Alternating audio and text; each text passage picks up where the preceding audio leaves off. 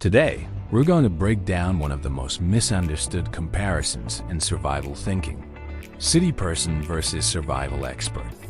Not as a judgment, but as two completely different ways of interacting with the world, solving problems, and managing uncertainty. Because from the outside, it might seem like the only difference is experience. But in reality, it's a difference in perception. Let's start with the city person. In a city environment, life is built around systems that already work. Water comes from a tap. Food comes from stores. Energy comes from a socket. Waste disappears when you throw it away.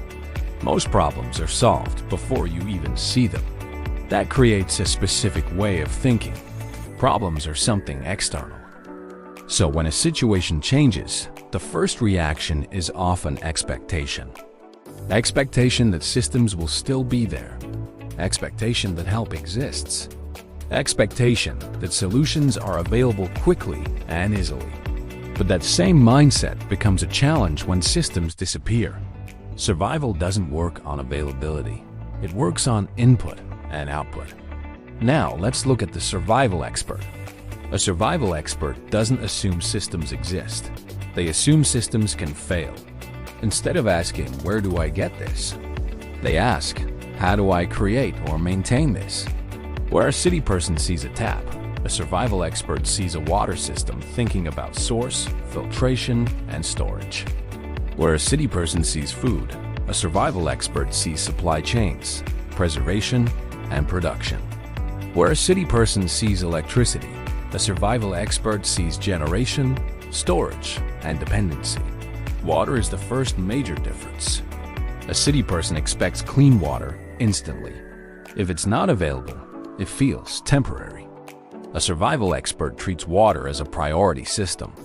They don't assume it will always be there. They assume it needs management. Food is another major gap. In a city mindset, food is something you obtain. In a survival mindset, food is something you secure. A city person uses electricity without thinking. A survival expert constantly thinks in terms of supply and demand. A city person is used to fast resolution through external systems, customer service, or repair services. A survival expert is used to internal resolution. If something breaks, they fix it, adapt it, or replace it. For a city person, uncertainty feels like disruption.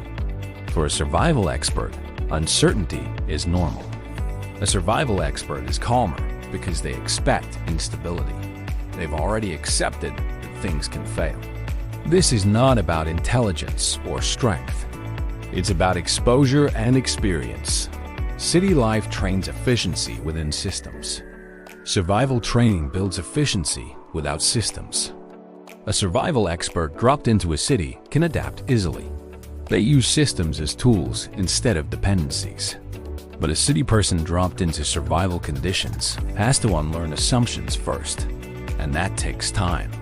City thinking is built on access. Survival thinking is built on independence. One is convenience. The other is resilience.